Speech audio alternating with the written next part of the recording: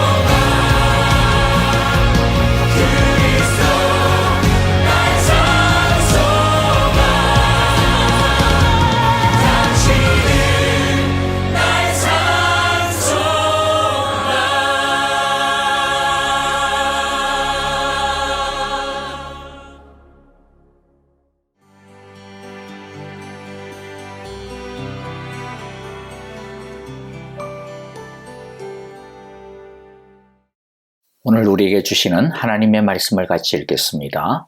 에스라 3장 1절부터 13절 말씀입니다. 이스라엘 자손이 각자의 성읍에 자리를 잡았는데 7월 달에 이르러 일제히 예루살렘에 모였다. 요사닥의 아들 예수아와 그의 동료 제사장들과 스알디엘의 아들 스룹바벨과 그의 동료들이 모여서 하나님의 사람 모세의 율법에 규정된 대로 번제를 드릴 수 있도록 이스라엘의 하나님의 제단을 쌓았다. 그들은 그 땅에 사는 백성들이 두렵기는 하지만 제단이 서 있는 옛터에 제단을 세우고 거기에서 아침 저녁으로 주님께 번제를 드렸다. 초막절이 되니 기록된 대로 그 절기를 지켰다. 그들은 또한 규례를 따라서 날마다 정해진 횟수대로 번제를 드렸다. 그런 다음부터 그들은 늘 드리는 번제 외에도 초하루 제사 때와 거룩하게 지켜야 하는 주님의 모든 절기를 맞이할 때와 주님께 자원 예물을 바칠 때마다 번제를 드렸다.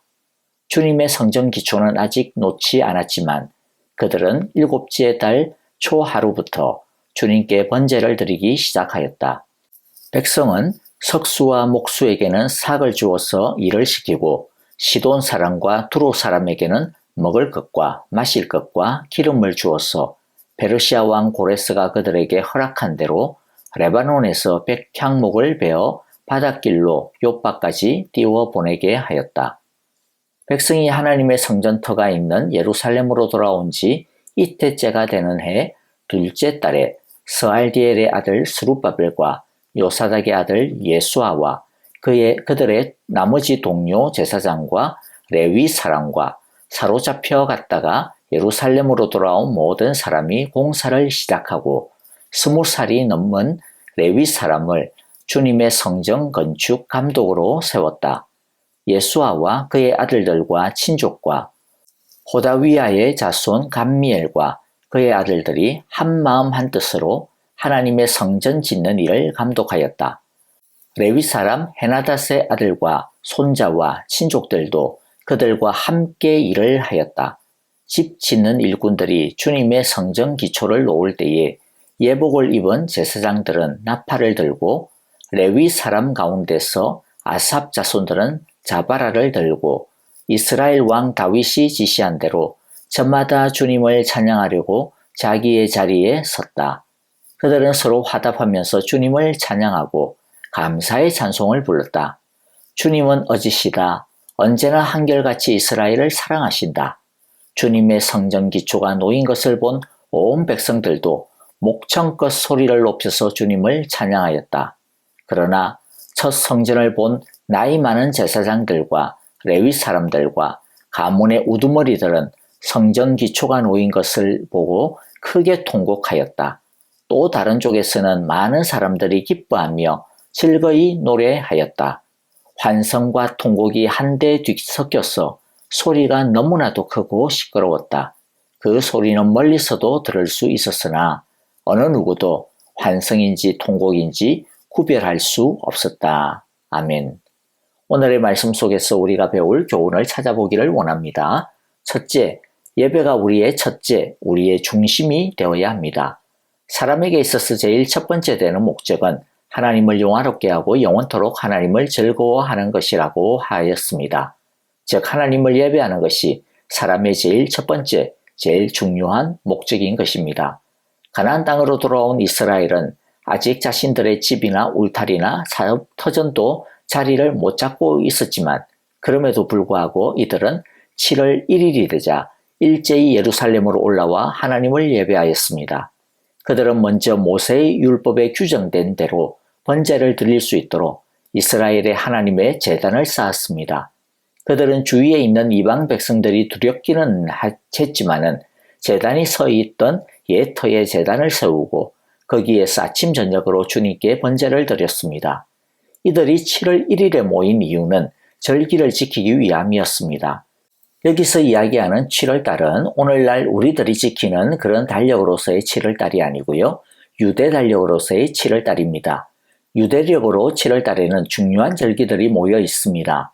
7월 1일은 신년 첫날에 해당하는 나팔절이고 7월 10일은 이스라엘의 민족의 전체의 죄를 회개하는 대속죄일이고 7월 15일은 출이집트 때 하나님이 광야에서 이스라엘을 지키시고 인도하신 것을 감사드리는 초막절입니다. 이처럼 이들은 자신들의 삶의 기초도 제대로 갖춰지지 않았지만 자신들의 안전을 지켜줄 수 있는 대비책도 부족했지만 예배를 드리는 데 있어서 기본적인 성전도 채 건축되어지지도 않았지만 그러나 이들은 그런 모든 것들을 다 제쳐두고 무조건 예배 드리는 것부터 시작을 했습니다. 간혹 내 삶이 좀 안정되고 나면 그때부터 열심히 하나님을 찾아야지. 조금 요새는 내가 너무 바빠. 그래서 예배 드릴 시간도 정신도 하나도 없네. 이렇게 말씀하는 경우들이 있기도 하는데요. 여러분, 예배는 뭔가 정리가 되고 난 다음에 드리는 것이 아닙니다. 뭔가 여유가 되고 난 다음에 그 다음에 드리는 것이 아닙니다. 예배는 그냥 무조건 제일 먼저 드리는 것입니다. 그렇게 예배를 진정으로 제일 중요하게 여겨 제일 첫순위에 놓고 예배를 드리면 하나님은 예배를 통하여 우리의 생각과 계획과 삶을 질서 잡히게 해주시고 평안하게 해주시고 안정되게 해주시는 은혜와 축복을 주십니다. 그러므로 바쁠 때일수록 예배가 첫 번째가 되도록 합시다. 둘째, 열심으로 제대로 예배를 드려야 합니다. 2절에 보니까 요사닥의 아들 예수아와 그의 동료 제사장들과 스알디엘의 아들 스룹바벨과 그의 동료들이 모여서 하나님의 사람 모세의 율법에 규정된 대로 번제를 드릴 수 있도록 이스라엘의 하나님의 제단을 쌓았다라고 하죠. 또 4절에도 보면 초막절이 되니 기록된 대로 그 절기를 지켰다. 그들은 또한 규례를 따라서 날마다 정해진 횟수대로 번제를 드렸다. 이렇게 이야기합니다. 이들은 하나님께서 율법을 통해 일러준 그대로 예배를 드렸습니다. 이들은 바쁘다고 해서 어느 것을 빼먹거나 어느 것을 건너뛰거나 그렇게 하지 않았습니다. 이들은 집도 지어야 하고 성벽도 쌓아야 되고 다른 중요한 일들이 많이 밀렸으니까 다른 그런 것들과 좀 타협을 하면서 예배 드려야지 그렇게 하지도 않았습니다. 이들은 말씀이 하라는 대로 순종하였습니다. 우리도 최선을 다해서 말씀대로 예배하는 우리 모두가 되기를 바랍니다. 마가복음 12장 30절에 보니까 내 마음을 다하고 내 목숨을 다하고 내 뜻을 다하고 내 힘을 다하여 너의 하나님이신 주님을 사랑하여라 말씀하셨습니다. 예배를 드릴 때 하나님의 말씀을 대할 때 우리는 마치 하나님이 바로 내 앞에 계신 것처럼 예배를 드리고 말씀을 대해야 됩니다. 매일의 예배라고 해서 매일의 말씀 통독이라고 해서 가볍게 여기지 말아야 할 것입니다. 내 마음과 목숨과 뜻과 힘을 다하여 예배에 집중하고 말씀을 사모하는 우리 모두가 되기를 간절히 기도합니다. 셋째, 기대하며 예배를 드려야 합니다. 이들은 옛날 솔로몬 성전에 무너진 제단의 터 위에서 예배를 드렸습니다. 하나님께서 다시 성전을 재건하고 예루살렘을 회복하게 해주실 것이라고 하는 기대를 가지고 또 소망하는 마음으로 거기서 예배를 드린 것입니다. 히브리서 11장 6절 말씀인데요. 믿음이 없이는 하나님을 기쁘게 해드릴 수 없습니다. 하나님께 나아가는 사람은 하나님이 계시다는 것과 하나님은 자기를 찾는 자들에게 상 주시는 분이시라는 것을 믿어야 합니다. 우리는 예배를 드릴 때 하나님이 살아계셔서 지금 내가 드리는 이 예배 가운데 계시다라고 하는 것을 확실하게 믿음으로 예배를 드려야 그 예배가 살아일 수 있는 예배가 됩니다. 우리는 예배를 드릴 때 하나님이 내 예배를 받아주실 것이다. 나를 받아주실 것이다. 나에게 하나님의 상을 성령을 주실 것이다. 하나님이 예배를 통해 나를 만나 주실 것이다 라고 하는 믿음과 소망과 기대를 가지고 예배를 드려야 합니다. 왜냐하면 그것은 하나님의 약속이고 또 하나님은 자신의 약속을 반드시 이루시는 신실하신 분이시기 때문입니다. 기대하며 예배할 때 뜨겁게 예배할 수 있습니다. 하나님만 집중할 수 있습니다. 우리의 무너진 삶을 회복시켜 주실 것을 믿으며 예배합시다. 우리의 가정을 견고하게 세워주실 것을 믿으며 예배합시다. 우리 사랑의 교회를 사랑과 진리로 부흥케 해주실 것을 믿으며 예배합시다. 이 땅에 평화와 구원을 주실 줄을 믿으며 예배합시다. 하나님은 자기를 기대하며 믿음으로 찾는 자들에게 상 주시는 분이십니다. 아멘. 네 번째, 한 마음과 한 뜻으로 그리고 자신의 온 힘을 다하여 힘껏 예배하며 주님의 성전을 세워야 합니다. 스룹바벨과 예수아의 지도하에 백성이 성전을 건축을 시작합니다.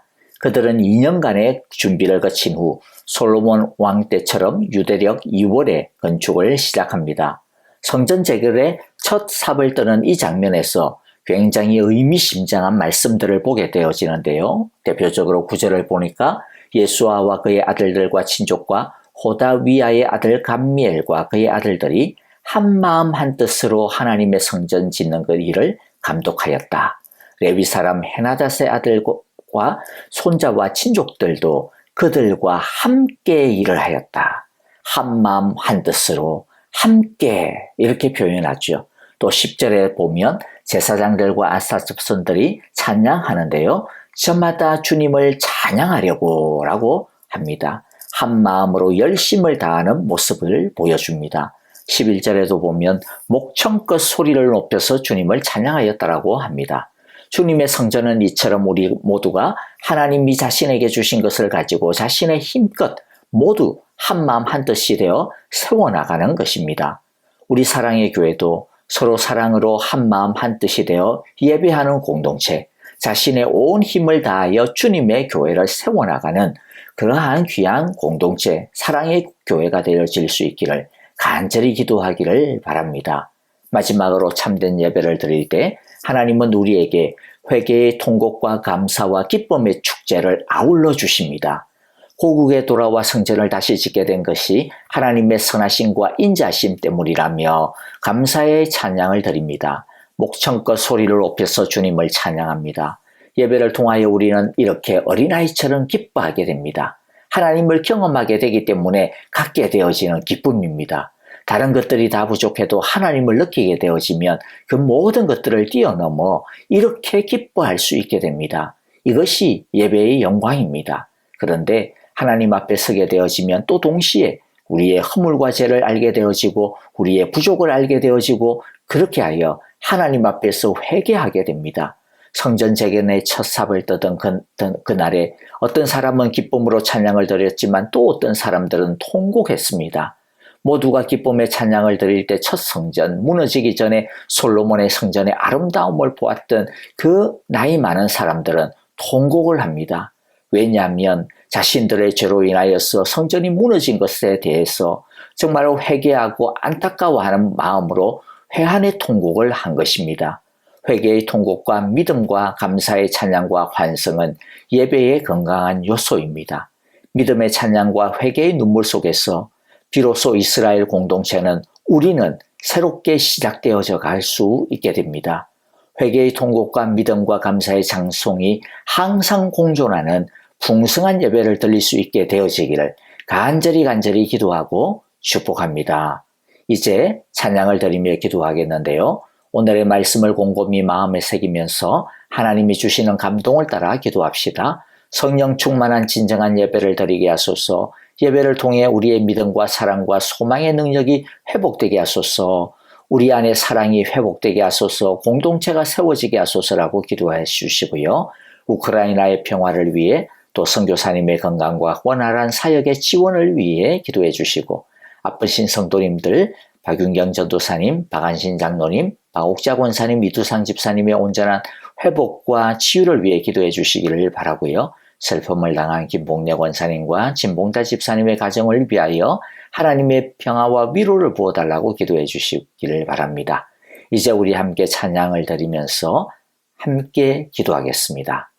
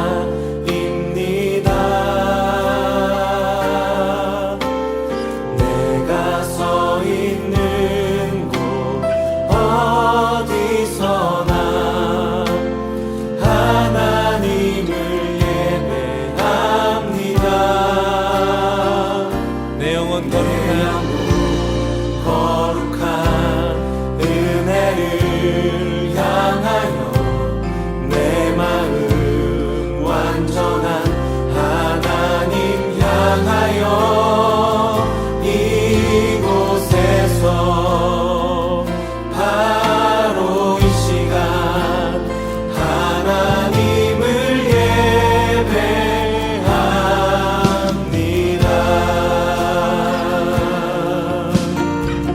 다시 한번 처음부터 고백합시다. 나는 하나님을